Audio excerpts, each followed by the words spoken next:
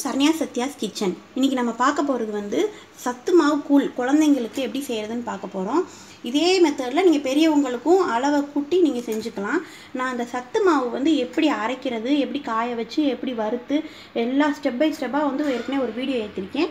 இது வந்து குழந்தைங்களுக்கு எப்படி எந்த அளவு கொடுக்கணுன்ற வீடியோ இதை நீங்கள் ஃபாலோ பண்ணிக்கோங்க.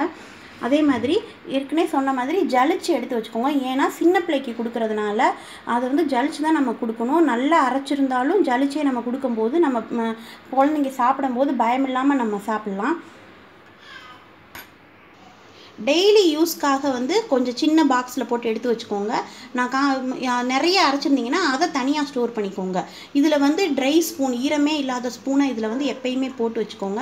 மொத்தமாக போட்டிருக்கிறத தனியாக ஸ்டோர் பண்ணி வச்சுக்கோங்க. ஃப்ரிட்ஜில் வச்சாலும் சரி, அதிகமாக பண்ணியிருந்தீங்கன்னா அந்த மாதிரி வச்சுக்கலாம். அப்புறம் வந்து நான் இதில் எடுத்துருக்கிறது வந்து இன்றைக்கி 2 ஸ்பூன் அளவு எடுத்திருக்கேன். இதுதான் இந்த ஸ்பூன் அளவு எடுத்திருக்கேன். இது செர்லாக் ஸ்பூனு. இதில் வந்து 2 ஸ்பூன் எங்கள் பாப்பா சாப்பிட்ற அளவுக்கு எடுத்திருக்கேன்.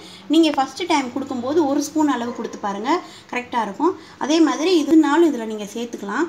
கருப்பட்டி சேர்த்துக்கலாம். கருப்பட்டியும் தூள் பண்ணி ரெடி பண்ணி வச்சுக்கோங்க. கருப்பட்டி இல்லைன்னா இது வந்து வெல்லம், இது நாட்டு சக்கரை, கல்கண்டு, உங்களுக்கு எது இஷ்டமோ அதை சேர்த்துக்கலாம். நான் ரெகுலராக வந்து நாட்டு சக்கரையும் வெல்லம் தான் இது வரைக்கும் கொடுத்து பார்த்துருக்கேன். இன்னும் கருப்பட்டி கொடுக்கணும். இது நாட்டு சக்கரையாக இருந்தாலும் எதாக இருந்தாலும் வடிகட்டி கொடுக்கணும். அது எப்படின்றத நான் காட்டுறேன். அதே மாதிரி தண்ணி வந்து இந்த அளவு 1 கிளாஸ் அளவு தண்ணி எடுத்து வச்சுக்கோங்க. இதை அளந்து வைக்கிறதுக்கு தண்ணி. இது எல்லாமே வந்து கூழ் செய்கிறதுக்கு தேவையான பாத்திரங்க. குழந்தைக்குன்னு யூஸ் பண்ணும்போது உங்களால் முடிஞ்சால் புது பாத்திரங்களாக யூஸ் பண்ணுங்கள். அப்படி இல்லைன்னா நீங்கள் இருக்கிறதுலே வந்து இந்த கூழ் செய்கிறதுக்கு நல்ல கனமான பாத்திரமாக யூஸ் பண்ணணும். நல்ல கெட்டியாக இருக்கணும். அதே மாதிரி எப்போ குழந்தைக்கு யூஸ் பண்ணுறதாலும் நல்லா ஸ்டெர்லைஸ் பண்ணி யூஸ் பண்ணுங்கள். நல்லா சுடு தண்ணியில் போட்டு அதை நல்லா கழுவிட்டு தான் நம்ம யூஸ் பண்ணணும். நெக்ஸ்ட்டு வந்து இந்த கூழ் செய்கிறதுக்கு இந்த விஸ்க்கு வந்து ரொம்ப உங்களுக்கு ஹெல்ப் பண்ணும். ஏன்னா அந்த மாவை கரைக்கிறதுக்கும் சரி, கூழை வந்து அடுப்பில் வச்சு கிண்டும் போது கட்டிப்படாமல் இருக்கிறதுக்கும் இது ஹெல்ப் பண்ணும். நம்மளுக்கு செய்யும்போது எப்படினாலும் செய்யலாம். ஆனால் குழந்தைக்குன்னு செய்யும்போது ஒவ்வொரு விஷயம் பார்த்து செய்யணும். அதே மாதிரி இந்த வடிகட்டி வந்து நம்ம வெள்ளத்தை வடிகட்டுவோம். நம்ம மொத்தமாக செஞ்சு பாகு மாதிரி செஞ்சு ஃப்ரிட்ஜில் வச்சோம்னா கூட அது கெட்டியாயிரும். அப்பப்போ ஃப்ரெஷ்ஷாக வடிகட்டும் போது நம்மளுக்கு வந்து நல்லா சுத்தமாக கிடைக்கும். அதே மாதிரி ஸ்பூன், இது பாப்பா சாப்பிட்ற ஸ்பூனு, இது எல்லாத்தையுமே வந்து ஸ்டெர்லைஸ் பண்ணி முன்னாடி எடுத்து வச்சுக்கோங்க. இப்போ எந்த பாத்திரத்தில் நம்ம கூழ் காய்ச்ச போகிறோமோ அந்த பாத்திரத்தில் இந்த 1 கிளாஸ் அளவு தண்ணி ஊற்றிக்கோங்க.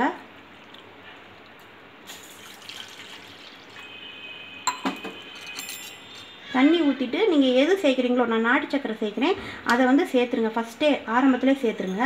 நான் வந்து ஒரு 1/4 டீஸ்பூன் அளவு தான் சேர்த்துருக்கேன்.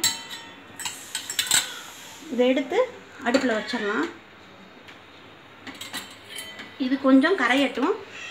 அதுக்குள்ளேயே நம்ம வந்து மாவை வந்து ரெடி பண்ணி வச்சுக்கலாம். இப்போ வந்து செப்பரேட்டாக ஒரு பாத்திரத்தில் நம்ம எடுத்து வச்ச சத்து மாவு 2 ஸ்பூனை வந்து இப்படி போட்டுட்டு இந்த எக்ஸ்ட்ரா இருக்க தண்ணியையும் இதிலே ஊற்றி நல்லா தண்ணியாக கரைச்சி வச்சுக்கோங்க. ரெடியாக அந்த இது கொதிக்கிறதுக்குள்ளேயும். இப்போ பார்த்திங்கன்னா தெரியும், கொஞ்சம் கூட கட்டி இல்லாமல் நல்லா கரைச்சாச்சு. நம்ம இப்போ தண்ணி வந்து இவ்வளோதான் மிச்சம் இருக்குது. இந்த மாதிரி வெல்லமோ சர்க்கரையோ போட்டு நல்லா கரைஞ்சிருச்சுன்னா கரைஞ்ச உடனே நம்ம வடிகட்டிக்கலாம்.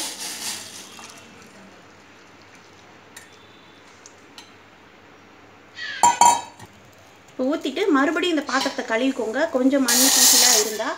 இப்போ வடிகட்டின அந்த சர்க்கரை பாகை ஊற்றிக்கிறோம். சர்க்கரை தண்ணி ஊற்றிட்டு இது கொஞ்சம் லைட்டாக கொதித்த பிறகு, ஏற்கனவே கொதிச்சு தான் இருக்குது, இப்போ வந்து இந்த மாவை வந்து இதில் ஊற்றிக்கலாம். இப்போ இந்த தண்ணி கொதித்த பிறகு கொஞ்சம் கொஞ்சமாக நம்ம ஊற்றுறோம்.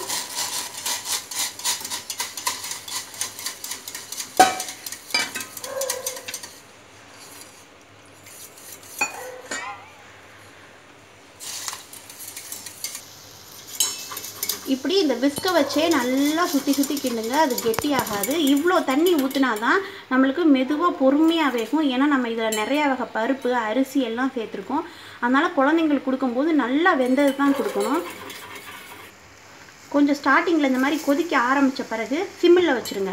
சிம்மில் வச்சுட்டு மெதுவாக பொறுமையாக கையை விடாமல் கிண்டுங்க. இல்லைன்னா வந்து நம்ம விட்டுட்டு இந்த பக்கம் போனோம்னா ஆடை மாதிரி படிஞ்சிரும்.